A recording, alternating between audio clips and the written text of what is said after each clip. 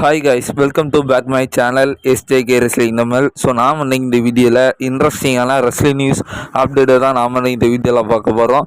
So அதெல்லாம் பார்க்குறதுக்கு முன்னால் புதுசாக வந்திருக்கிற நண்பர்கள் தயவுசெய்து சேனலை சப்ஸ்கிரைப் பண்ணி பக்கத்தில் இருக்க நோட்டிஃபிகேஷன் பெல்லை ஆளில் செட் பண்ணுங்கள். அப்போ தான் நான் போடக்கூடிய ரெஸ்லிங் நியூஸ் அப்டேட் உங்கள் நோட்டிஃபிகேஷனுக்கு வரும்.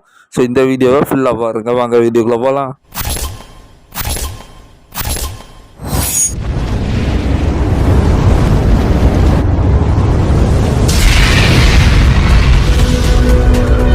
ஃபர்ஸ்ட் நியூஸே யாரை பற்றி பார்க்க போகிறோன்னா ஜேடி மெக்டானாவை பற்றி தான். ஸோ போன வாரம் நடந்த நம்ம ரா எபிசோடெலாம் பார்த்தீங்கன்னா ஜேடி மெக்டானா பார்த்தீங்கன்னா ஒரு மேட்ச் பண்ணார். ஸோ அதில் தவறுதெல்லாம் பார்த்தீங்கன்னா அதாவது நம்ம அந்த கமெண்ட்ரி டேபிள் இருக்குல்ல, ஸோ அதோட பார்த்தீங்கன்னா டேரெக்டாக அவரோட நெக்கும் மண்டையும் சாந்தாப்பில் பார்த்தீங்கன்னா அடித்தது மாரி போய் விழுந்தார். ஸோ இதனால் பார்த்தீங்கன்னா அவருக்கு ஒரு ஒரு இன்ஜுரி ஆகிருக்கு அப்படிங்கிற மாதிரி சொல்லப்பட்டிருக்கு. ஸோ இதனால் 2 மாதத்துக்கு பார்த்தீங்கன்னா அவர் WWE எந்த ஒரு அப்பியரன்ஸும் மேட்சஸும் பண்ண மாட்டார் அப்படிங்கிறத இப்போ அஃபிஷியலாகவே பார்த்தீங்கன்னா சொல்லிட்டாங்க. ஸோ 2 மாதம் அப்படின்னு சொல்லியிருக்காங்க. ஸோ அதுக்கெல்லாம் அவர் ரெக்கவர் ஆயிரணும் அப்படிங்கிறது என்னோட ஒரு கருத்து. கூடிச்சிக்கிற அவர் ரெக்கவர் ஆகணும். அடுத்ததாக பார்த்தீங்கன்னா February 15 பார்த்தீங்கன்னா வாஷிங்டன் டிசியில் WWE வெஞ்சன்ஸ் டே பேப்பரி பார்த்தீங்கன்னா நடத்த போகிறாங்க. ஸோ இது பார்த்தீங்கன்னா இப்போ அஃபிஷியலான ஒரு போஸ்டர். ஃபைனலி பார்த்தீங்கன்னா பென்டகன் ஜூனியர் பார்த்தீங்கன்னா இப்போ WWEக்கு வந்துட்டார். ஸோ வந்து 2 மேட்சஸையும் பார்த்தீங்கன்னா சூப்பரான மேட்சஸும் கொடுத்துருக்காரு. ஸோ மூணாவதாக பார்த்தீங்கன்னா இப்போ ராயல் ரம்பிள்லையும் பார்த்தீங்கன்னா அஃபிஷியலாக கன்ஃபார்ம் பண்ணி வச்சுருக்காங்க. ஸோ இப்போதைக்கு நம்மளுக்கு கிடச்சிருக்க அப்டேட் என்னென்னா, ஸோ பென்டகன் ஜூனியருக்கு ரெசில்மேனியா, அதாவது ரோட் டு ரெசில்மேனியா இருக்கலாம், நம்ம எலிமினேஷன் சாம்பர், ஸோ அதுக்கப்புறமா நடக்கிற ஸ்மாக் டவுன் ரா இந்த மாதிரி ஷோஸு, ஸோ அதுக்கப்புறமா மேபி ரெசில்மேனியாவில் கூட ஒரு மேட்ச். ஸோ இந்த மாதிரி பென்டகன் ஜூனியருக்குன்னு இந்த ரோட் டு ரெசில்மேனியாவில் பார்த்தீங்கன்னா பயங்கரமான பிளான் பார்த்தீங்கன்னா இப்போ WWE வச்சிருக்காங்கன்னு சொல்லி நம்மளுக்கு இப்போ அப்டேட் கிடைச்சிருக்கு. ஸோ அடுத்த நியூஸ் என்னன்னா, இனிமேல் கிளாஷ் ஆஃப் த கேசில் கிடையாது. ஸோ என்ன ப்ரோ சொல்கிற அப்படின்னு கேட்டிங்கன்னா, ஸோ வருத்தப்படாங்க. ஸோ கிளாஷ் இன் பாரிஸ் அப்படின்ட்டு ஒரு பெரிய ஆகஸ்ட் மாதம் 31 பார்த்தீங்கன்னா நடக்க போகுது. அதாவது கிளாஷ் ஆஃப் த கேசில்னா ஸோ அது லண்டன் யூகேல பார்த்தீங்கன்னா நடக்கும். ஸோ அங்கே இருக்கிற ஒரு கல்ச்சர் பிரகாரம் கேசில் அப்படிங்கிற வார்த்தையை கிளாஷ் ஆஃப் த கேசில் அப்படின்னு போடுவாங்க. ஸோ இப்போ பார்த்தீங்கன்னா அந்த பேப்பரி இந்த வருஷம் பார்த்தீங்கன்னா பாரிஸில் நடக்க போகுது. ஸோ அதுக்காக அந்த கேசில் அப்படிங்கிற ஒரு பேரை தூக்கிட்டு கிளாஷ் இன் பாரிஸ்ன்னு சொல்லி நடக்க போகுது. ஸோ இது என்னைக்கு நடக்க போகுது? பாரிஸில் பார்த்தீங்கன்னா நடக்க போகுது. என்னையும் நடக்க போகுதுன்னா, ஸோ ஞாயிற்றுக்கிழமை தான் நடக்க போகுது. அங்கே நம்மளுக்கு இங்கே திங்கள் தான் பார்க்க முடியும். ஸோ அதனால் சண்டே ஆகஸ்ட் 31 பார்த்தீங்கன்னா கிளாஷ் இன் பாரிஸில் நடக்கும். ஸோ நம்ம பார்த்தீங்கன்னா அதுக்கு அடுத்த நாள் பார்த்தீங்கன்னா பார்க்கலாம். அது மட்டும் இல்லாமல் பாரிஸில் பிளஸிங் பார்த்தீங்கன்னா ஆகஸ்ட் 31 பார்த்தீங்கன்னா கிளாஷ் இன் பாரிஸ் பேப்பரி நடக்கும். ஸோ நேராக அதுக்கு அடுத்த நாள் 1 செப்டம்பர் மாதம் பார்த்தீங்கன்னா WWE ராவை பார்த்தீங்கன்னா அதே இடத்துல தான் அதே பாரிஸில் பார்த்தீங்கன்னா நடத்த போகிறாங்களாம். ஸோ ஒரு 2 நாளிலையும் பார்த்தீங்கன்னா பாரிஸில் தான் பார்த்தீங்கன்னா ஷோ நடக்க போகுது. கிளாஷ் இன் பாரிஸ் பேப்பரியும் அங்கே தான் நடக்க போகுது. ஸோ அடுத்த நாள் நடக்க போகிற ராவும் பார்த்தீங்கன்னா அங்கே தான் நடக்க போகுது. ஸோ இது பார்த்தீங்கன்னா அஃபிஷியல். ஸோ அடுத்ததாக பார்த்தீங்கன்னா அலெக்சா பிளாஸ் இந்த வருஷத்துக்கான ராயல் ரம்பிளில் வர போகிறாங்களா அப்படிங்கிறத பார்ப்போம். அதாவது ஒரு சின்ன டீஸ் நடந்திருக்கு. ஸோ அது என்னென்னா நம்ம அலெக்சா பிளாஸ் தான் கொடுத்துருக்காங்க. ட்விட்டரில் பார்த்தீங்கன்னா என்ன சொல்லியிருக்காங்கன்னா, ஸோ நீங்கள் நினைக்கும் பொழுது நான் அங்கே வருவேன் அப்படின்னு சொல்லி போட்டிருக்காங்க. ஸோ ஆனால் போஸ்ட்டாக என்ன போட்டிருக்காங்கன்னா, அவங்க பார்த்தீங்கன்னா அவங்க பேபி வச்சுட்டு இருக்கிற மாதிரி போட்டிருக்கிறாங்க. ஸோ இதனால் ஒரு 2 காரணமாக எடுத்துக்கலாம். ஒன்று பார்த்தீங்கன்னா, ஸோ அந்த குழந்தை வந்து அவங்க அம்மா, அதுதான் நம்ம அலெக்சாவை, ஸோ நீ நினைக்கும் பொழுது நான் அவங்க கூட இருப்பேன் அப்படிங்கிற மாதிரி அவங்க குழந்தைக்கு சொல்கிறது மாதிரி எடுத்துக்கிடலாம். ஸோ இன்னொன்று அவங்க ஃபேன்ஸுகளுக்கு சொல்கிறது மாரி ராயல் ரம்பிள் டீஸாகவும் எடுத்துக்கிடலாம். ஸோ அதாவது ஃபேன்ஸ் எல்லாரும், அதாவது நம்ம உமன்ஸ் ராயல் ரம்பிளில் ஸோ மேபி நம்ம அலெக்சா பிளஸ் நினச்சிட்டு இருக்கிற நேரம் சடனாக பார்த்தீங்கன்னா அவங்க ரிட்டனாக கூட டீஸ் பண்ணியிருக்கலாம். இப்படி இது ஒரு 2 காரணமாக எடுத்துக்கலாம். அடுத்ததாக WWE 2025க்கான ஹால் ஆஃப் ஃபேம் லிஸ்ட்டில் பார்த்தீங்கன்னா இப்போ ஃபஸ்ட்டு பிக்காக பார்த்தீங்கன்னா நம்மளுடைய அஃபிஷியலாக இந்த கேம் ட்ரிபிள் ஹெச்சை பார்த்தீங்கன்னா செலக்ட் பண்ணியிருக்காங்க. ஸோ ட்ரிபிள் ஹெச்சை பார்த்தீங்கன்னா இந்த வருஷம் ரெஸ்ல்மேனியாவில் பார்த்தீங்கன்னா அவரை ஹால் ஆஃப் ஃபேம் பண்ண போகிறாங்க. ஸோ உண்மையில் அந்த மனுஷனுக்கு இது டிசர்வ் தான். அந்த மனுஷன் கம்பெனியிலே அவரே ஒரு ஹால் ஆஃப் ஃபேமும் இருக்க போகிறாரு தி கேம். அடுத்ததான் நான் இதுக்கு முன்னே போட்ட அப்டேட் வீடியோலாம் சொல்லியிருப்பேன். டிஎன்ஏவை சேர்ந்த ஜோர்டன் கிரேஸ் பார்த்தீங்கன்னா இப்போ அஃபிஷியலாக WWEல ஒரு மல்டி இயர் கான்ட்ராக்ட் சைன் பண்ணியிருக்காங்க அப்படிங்கிற மாதிரி சொல்லியிருந்தேன். ஸோ அதனால் ஒரு ஃபேன்ஸ் பார்த்தீங்கன்னா ஒரு ட்வீட் பண்ணியிருக்காங்க. ஸோ அவங்க பார்த்தீங்கன்னா ஜோர்டன் கிரேஸ் 100% உமன்ஸ் ராயல் ரம்பிளில் கலந்து விடுவாங்க அப்படிங்கிற மாதிரி அவர் போட்டிருக்காரு. ஸோ அதுக்கு பதில் பார்த்தீங்கன்னா நம்ம ஜோர்டன் கிரேஸ்ன்னு சொல்லியிருக்காங்க. ஸோ அதாவது அவங்க என்ன சொல்லியிருக்காங்கன்னா, அன்னைக்கு பார்த்தீங்கன்னா எங்கள் அம்மாவோட 50வது பிறந்த நாள், ஸோ நான் அதை 100% பார்த்தீங்கன்னா கொண்டாட போகிறேன் அப்படிங்கிற மாதிரி சொல்லியிருக்காங்க. ஸோ இதில் இருந்து பார்த்தீங்கன்னா அவங்க என்ன சொல்ல வராங்கன்னா, அவங்க ராயல் ரம்பில் இருக்க போகிறது இல்லை அப்படிங்கிற மாதிரி சொல்கிறாங்க. ஸோ அவங்க அம்மாவுக்கு பார்த்தீங்கன்னா 50வது பிறந்தநாள் இருக்கிறனால ஸோ அவங்க கூட பார்த்தீங்கன்னா ஒரு செலிப்ரேஷன் பண்ண போகிறேன் அப்படிங்கிறத ஸோ அவங்களே இப்போ சொல்லியிருக்காங்க.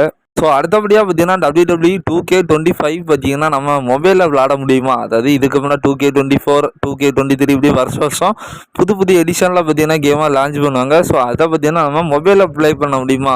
ஸோ அப்படிங்கிறது பார்த்தீங்கன்னா அது நடக்காத காரியம். ஸோ அது பார்த்தீங்கன்னா பிசியில் அந்த மாதிரி தான் பார்த்தீங்கன்னா நம்ம விளாட முடியும். ஸோ ஆனால் இப்போ பார்த்தீங்கன்னா WWE அஃபிஷியலாக சொல்லிட்டாங்க. ஸோ அதாவது இந்த வருஷம் முடியல, அதாவது இந்த 2025 முடியும் பொழுது பார்த்தீங்கன்னா நம்ம மொபைல்லையும் பார்த்தீங்கன்னா விளையாடுறது மாதிரி கொண்டு வந்துடும் அப்படிங்கிறத இப்போ அஃபிஷியலாக சொல்கிறாங்க. ஸோ 2026 பார்த்தீங்கன்னா நம்ம எல்லாருமே பார்த்தீங்கன்னா 2K25 நம்ம மொபைல்லே பார்த்தீங்கன்னா விளையாடுறதுக்கான ஆப்ஷன்ஸ் பார்த்தீங்கன்னா வந்துடும். ஸோ அடுத்ததாக பார்த்தீங்கன்னா இந்த பிரச்சனை நம்ம தமிழ்நாட்டுக்கு மட்டும் தான் இருக்குதுன்னு நினச்சேன். ஆனால் ஃபாரின் கண்ட்ரீஸில் இந்த ஃபேன்ஸுகளோட அட்டகாசம் தாங்க முடியல. ஸோ அதாவது நம்ம ஊரில் பார்த்தீங்கன்னா ஒரு செலிப்ரிட்டிஸ் யாராவது நம்ம பார்த்துட்டோம்னு வச்சுடுங்களேன், ஸோ சுற்றி கும்பிச்சுக்கிடுவானுங்க. ஸோ குத்தி கும்பிடுறதோட இல்லாமல் ஃபோட்டோ எடுக்க அதை எடுக்க முடிய பிடிச்சி இழுத்தேன், ஸோ அட்டாக் பண்ணுறேன்னு சொல்லி பயங்கரமான அலப்பறைகளை பண்ணி விட்ருவாங்க. ஸோ அதோட அதுவும் சரி, ஸோ அதாவது ஃபேன்ஸு பார்த்தீங்கன்னா தற்குறித்தனமாக ஏதோ பண்ணுறானுங்கன்னு விட்டுலாம். ஸோ அதுமாரி செலிப்ரிட்டிஸுக்கு ஒரு சில செலிப்ரிட்டிஸ் அவங்களோட ஃபேன் பேஸை கொஞ்சம் கூட மதிக்க மாட்டானுங்க. அவனுங்க மதிக்கிறதோ இல்லையோ இந்த நாயங்க பண்ணுற கூத்துலேயே பார்த்தீங்கன்னா அவங்க மதிக்க மாட்டாங்க. ஸோ இப்படி தான் ரீசெண்ட் டைமில் நம்ம விக்னேஷும் பார்த்தீங்கன்னா நயன்தாரா அவர்களும் பார்த்தீங்கன்னா ஸோ ஒரு ஷோய்க்கு போயிருக்கப்போ அங்கே ஒருத்தன் சொல்லுவாங்க, இவங்கெல்லாம் நார்மல் பீப்புள் கிடையாது, தயவுசெய்து வருஷத்துல நின்று ஃபோட்டோ எடுங்க இப்படி இப்படின்னு சொல்லி ஸோ ஃபேன்ஸுகளை ஏதோ கொத்தடிமை மாதிரி ட்ரீட் பண்ணுவானுங்க.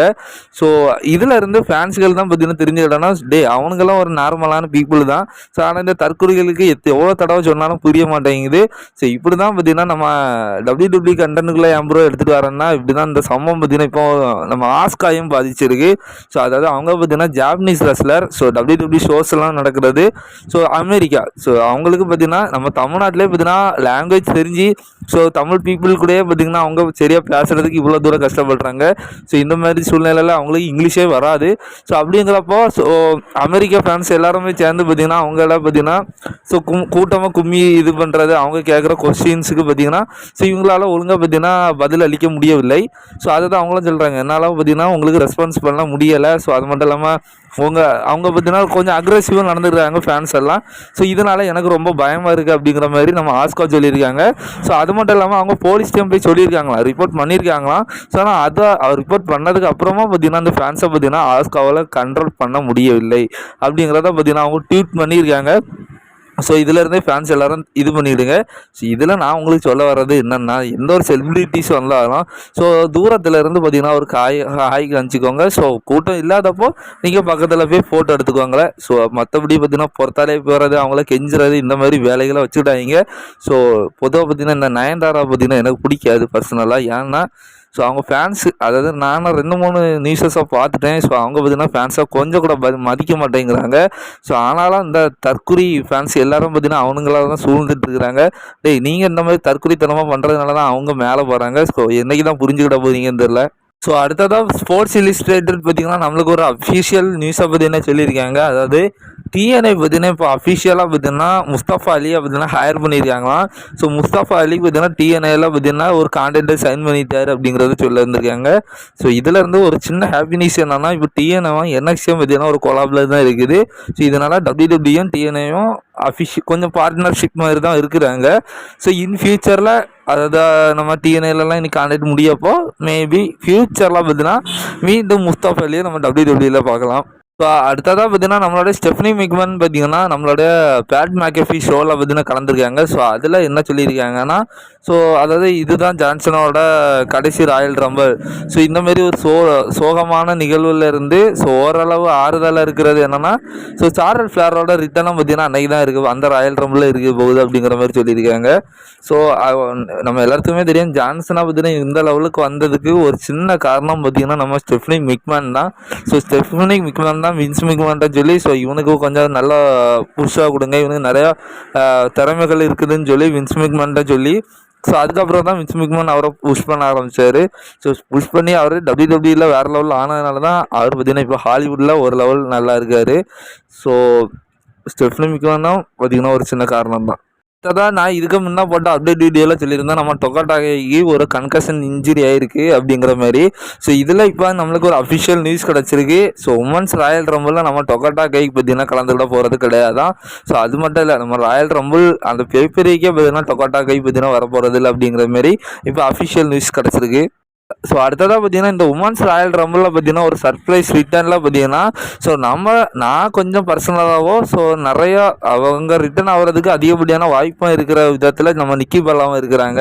ஸோ அதாவது நிக்கி பெல்லா பார்த்தீங்கன்னா நம்ம இந்த ராயல் ரம்பிளில் பார்த்தீங்கன்னா வரதான் பெரிதும் எதிர்பார்க்கலாம். ஒரு 95% அவங்க ரிட்டர்ன் வரதுக்கு வாய்ப்பு இருக்குது. ஸோ அதை நம்ம அப்டேட் வீடியோலாம் பார்த்தாச்சுலி இப்போதைக்கு நம்ம நிக்கி பெல்லாவும் WWE ஒர்க் பண்ணுறதுக்கு ஸோ அவங்களும் பார்த்தீங்கன்னா ஒரு பாசிட்டிவான ஒரு விஷயத்த சொல்லியிருக்காங்க. ஸோ அதாவது அவங்க பார்த்தீங்கன்னா நான் இந்த ரிங்கை ரொம்ப மிஸ் பண்ணுறேன். ஸோ நிக்கி அதாவது பெல்லாஸ் ஆர்மின்ட்டு இருக்குல்ல ஃபேன்ஸுக்கு, ஸோ நிக்கி பெல்லான்ட்டு ப்ரீ பெல்லாவோட ஆர்மிஸை நான் மிஸ் பண்ணுறேன். ஸோ ரிங்கை மிஸ் பண்ணுறேன், என்னோடய ஃபேமிலியை மிஸ் பண்ணுறேன். ஸோ எல்லாத்தையுமே பார்த்தீங்கன்னா மிஸ் பண்ணிகிட்ருக்கிறேன். அந்த எனர்ஜியான க்ரௌடு, அந்த நாங்கள் உள்ளே வரப்போ எல்லாத்தையும் எங்கள் 2 பேர்த்தையும் நல்லா ஊக்கப்படுத்தினா ஃபேன்ஸ் எல்லாத்தையும் நான் மிஸ் பண்ணுறேன். ஸோ எனக்கு எல்லாமே தெரியுது. ஸோ நான் நினைவில் தான் வச்சுருக்கேன். ஸோ கூடி சீக்கிரத்தில் நான் பார்ப்பேன் அப்படிங்கிற மாதிரி நம்ம நிக்கி பெல்லா பார்த்தீங்கன்னா ஒரு இன்டர்வியூவில் சொல்லியிருக்காங்க. ஸோ கூடிய சீக்கிரம் அவங்களோட ரிட்டர்ன் இதிலேருந்து இன்னும் கொஞ்சம் பார்த்தீங்கன்னா கூடுதலாக இருக்குது. பார்த்தீங்கன்னா இப்போ நம்ம ரெசல்மேனியா 41 டிக்கெட்டை பார்த்தீங்கன்னா தெரிய வந்திருக்கு ரேட் எவ்வளோன்னுட்டு. ஸோ குறைஞ்சது சீப்பான டிக்கெட் உள்ளதுலேயே சீப்பான ரெசல்மேனியா 41 டிக்கெட்டோட விலை அமெரிக்கா டாலரில் $700. ஸோ அதே நம்ம இந்திய மதிப்புக்கு கால்குலேட் பண்ணால் $66,643.44 வருது. ஸோ யாராவது பார்க்கணுன்னா இவ்வளோ ரூபாயை ரெடி பண்ணி வச்சுருக்காங்க, குறவு தான் ரேட்டு. ஸோ உள்ளதுலேயே ஹை எக்ஸ்பென்சிவான டிக்கெட் ப்ரைஸ் எதுனா $17,000. ஸோ அதான் நம்ம இந்திய மதிப்புக்கு கால்குலேட் பண்ணோம்னா ஸோ வீடு துறவெல்லாம் நீங்கள் விற்றுட்டு தான் நீங்கள் போகிற மாதிரி இருக்கும். ஸோ கிட்டத்தட்ட $12,99,502.38 வருது. ஸோ எப்பா ஒரு ரெசல்மேனியா இதில் ஒரு டிக்கெட்டோட விலை இவ்வளோ விற்கிறானுங்க. ஸோ 1 லட்சம் அது இவ்வளோ பேர் வந்து பார்க்குறானுங்கன்னா அது இவ்வளோ இதாகும்ல. ஸோ வேறு லெவல் எக்கனாமி அமெரிக்காவுக்கு இட்டு கொடுத்துட்ருக்கு WWE. ஸோ நாளைக்கு ஒரு வீடியோலாம் பார்ப்போம்ப்பா. தேங்க்யூ.